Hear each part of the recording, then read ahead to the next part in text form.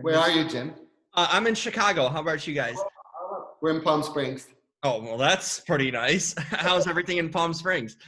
Hot. It's hot. But you It, know what's funny is that like Chicago, because we've been there in the summer, of course, as well. And Chicago's not really prepared for the heat like we are here in Palm Springs. Everything here is air conditioned, and it may reach 120 degrees, but all you have to do is walk from your car to Ralph's, and then We were in right.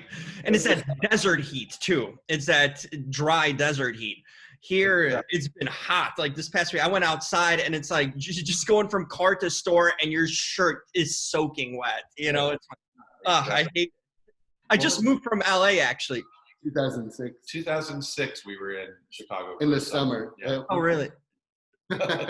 Well, you picked a good time. I mean, Chicago is great in the summer. Just the weather is kind of, and I'm from Chicago, but I was living in LA for the past couple of years. So I just got back like a month ago, like readjusting to everything. Yeah. Pete, I was curious right away. What does the P stand in your name? Is there a mystery or secret between the? I so wish it was Pierre. Right. I was almost thinking, I was like, is it Pierre? That'd be like spot on. It sort of is Pierre. It's Peter. When I was, my mother divorced when I was 2 years old, was Peter David Eversole. My mother wanted to name me David, so I'm actually Junior. Uh-huh. Well, there we go. Mystery solved there. The story is there's 8 billion Davids, and there's only one P. David. So that totally makes you stand out right away. Wanted to start out with this doc. Fascinating stuff. I mean, I wouldn't consider myself a fashionista or any sense of the style. My sister definitely, so I'll probably get scolded by her for not knowing certain things, but I learned a lot from this. I mean, immediately what struck me after watching it's not more about the work that Pierre did, it's about the person that he is, because he's such a fascinating individual. Tell me, when you guys kind of came up with the idea to explore this documentary and come up with it, wanted to know the origins of it, but how quickly did you know it's going to be about a person instead of the work that he's known for doing? I would say it probably happened when we started editing. Because, you never feel like you have enough. And he was alive and his stuff was happening in his life. And we had to say, enough. We have to stop, because he just keeps doing things. But there was a point when we realized, God, there's so many cool things you want to get in there. And we can't be a catalog. We can't be the beautiful museum show at the Brooklyn Museum or the beautiful book by Jean-Pascal Hess. We need to put that in there, but focus on this person. Yeah. And that's when he really started coming out, and we started having this extraordinary ability to cut. We had 70 years of interviews with him. Right. Wow. Because he's been on camera since 1945 at the House of Dior, and interspersed with him talking today, and he's telling the same story. This guy is so authentic, right? Whether it be the 50s, the 70s, the 90s, today, he's just had this same authentic, creative, just nice sort of positive. But there was also, I think, from the start of the project for ourselves, that we didn't really know anything about him. So we knew the name, we knew the brand. We actually weren't even sure that there was a Pierre Cardin. No idea what he looked like. Oh, it's just a brand, not a person, right? It was like Betty Crocker. Right. You're like, does that this, or is it something that was created to create a brand? And unlike some of his flashier contemporaries, like say Karl Lagerfeld or Yves Saint Laurent, he didn't really push himself to the front of his brand. So when we started, we're saying, I mean, I've maybe seen a picture, but do we really know what Pierre Cardin even looks like? So the idea of trying to uncover who is he came pretty quickly in the interviews. One of our favorite questions that we would ask people without giving them any kind of prompting was, who is Pierre Cardin? Mm-hmm. Get answers that went from talking about who he is as just as a designer and what he did, to talking about the man himself. So it was part and parcel kind of what we were doing. But once we got to the editing room, and you realize that just stringing together his achievements was fascinating enough, but trying to get a little bit at who he is was the next level. And he still does, remain a certain kind of enigma. But on the other hand, we think he's very honest about who he is, and you just have to pay attention. He puts himself out there. It's through his work, it's through the things that he says, and getting to spend time with him. We spent a full year interviewing him and following him around, and it's just, that's the gift that we weren't necessarily expecting. Getting to see who this 98-year-old man is, 95 when we were filming, but 98. Oh, the fun and glamour in store for us, we had no idea.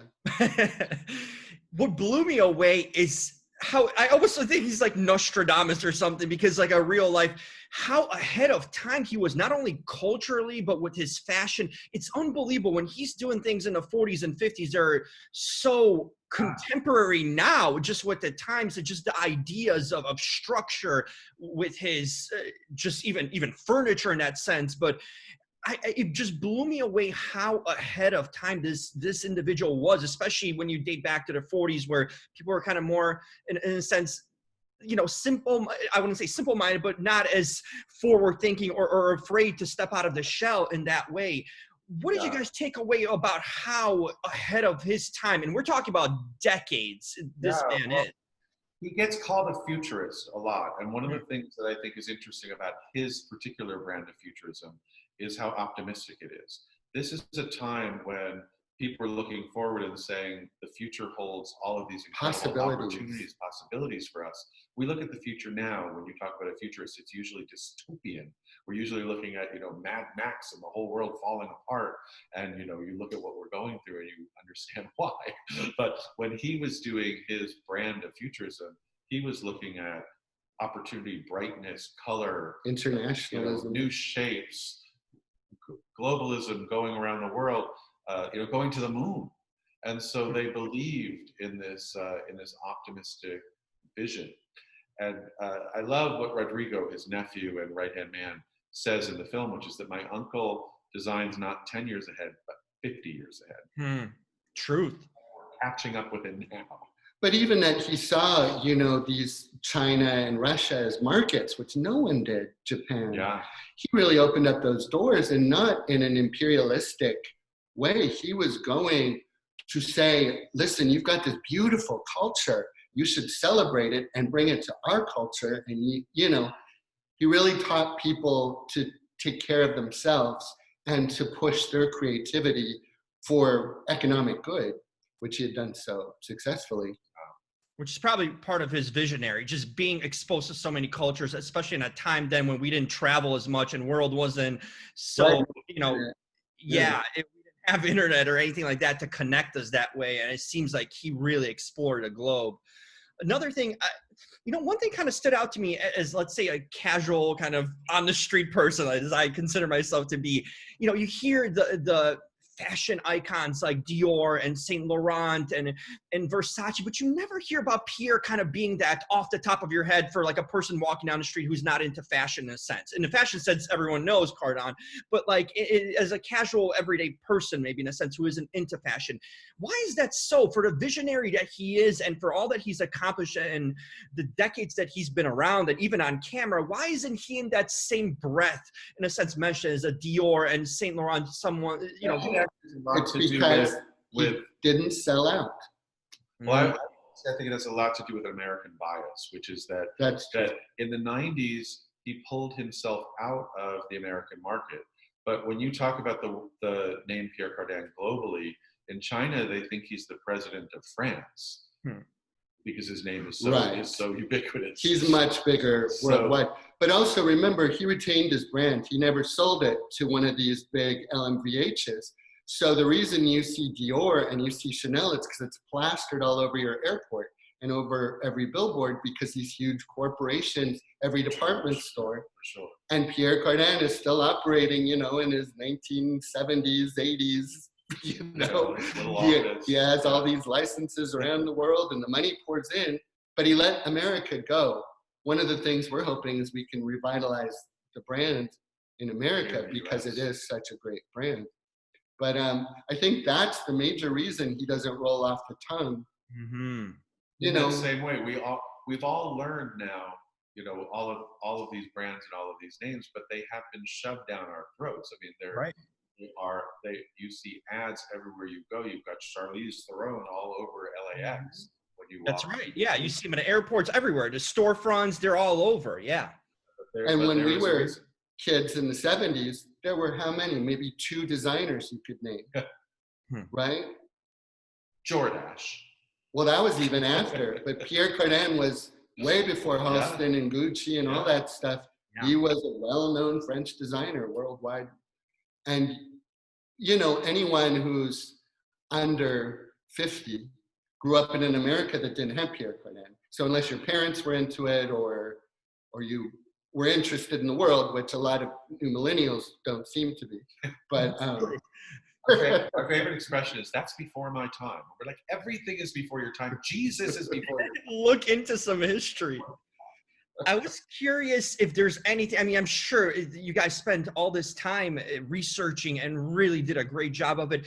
What was something that really stood out that kind of blew you away during your kind of discovery of Pierre, or just the brand, or just research, anything that kind of really stood out and that surprised you during your research putting together the film? He's so multifaceted.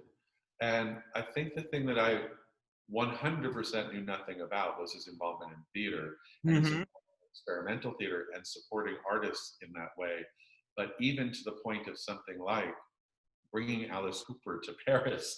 That was wild. Musician in the 70s, and he had not yet been exposed to that culture. And Pierre Cardin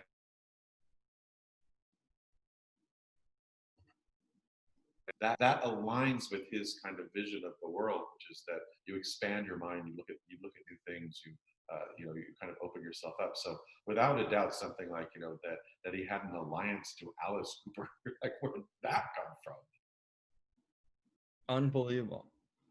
When you look at just everyone he's met, right? That he's met like Gorbachev and Fidel Castro and Mother Teresa and all the popes, and right, just that he was so enthusiastic about life that he took all these opportunities to meet all these great people, and then to just sit with them. You do kind of get some of it, right? Yeah. And to sit with him and have him tell us these stories. They were just, we're just such lucky guys to have had that audience with him. And with him, it's so many things. It's like that he diversified the runway, that he invented the concept of men's fashion to some extent, that he went into global markets that didn't exist, that he designed costumes or made the costumes for Beauty and the Beast. It's like everything's just like an explosion of creativity. And I think that when we started, we thought of him as, a venerable designer.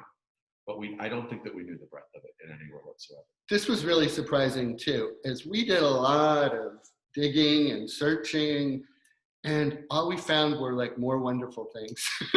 Well, that's always good. It was like, this guy really doesn't have like a bad bone. Yeah. Everyone loves him, and people call him maybe a bit of a Valentine or a love letter, and it is how we feel. There's no reason to create things that, he's had some controversies in his career, but none of them even, amount to anything in light of the amazing things he's done. Yeah. So. Yeah, we're Color Us fans. You guys are quite the fashion experts. I did a lot of like red carpet stuff. I have a few kind of wardrobes I'm going to show you on the phone. I want to just get your take on it, if I made the wrong choice or not. So here's one, if you can see.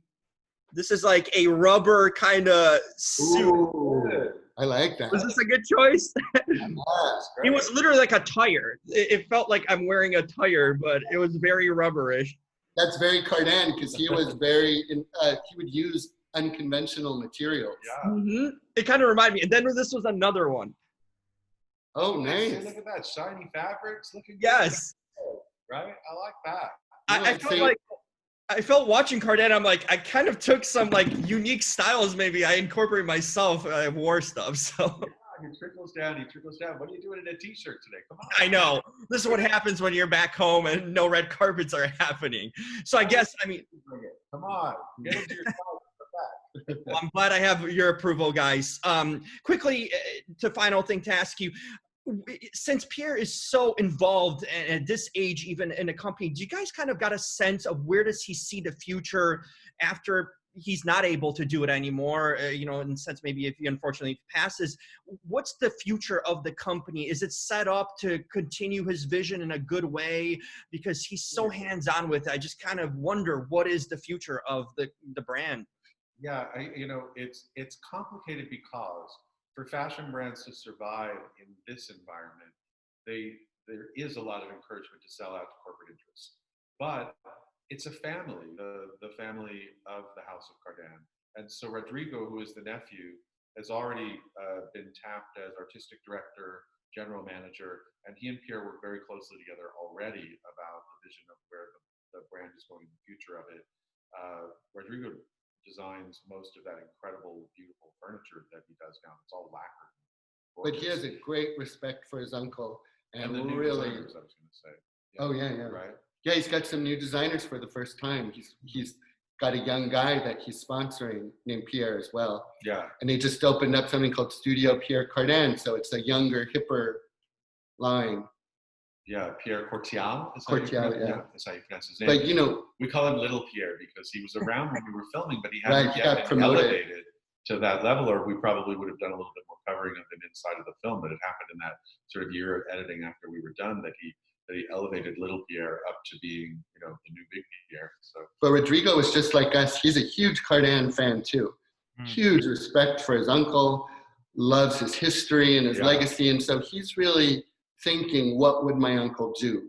I'm going to carry this on in the tradition of my uncle, which also means supporting the arts and all that comes with it. Yeah. So I think he really embodies what Pierre is about. So and he's elegant. Rodrigo is such a beautiful man. Yeah. Thank you guys so much. This was a blast to watch. I really enjoyed it. I learned a ton. And I felt like kind of my fashion sense and just a worldview got expanded a little bit more. So great job and fantastic work all around. Thanks so much. Thank you. So much. Thank you for taking the time. And thank you for reviewing my outfits too. Right? Very nice. I want that first jacket. Macy's, that's where it was.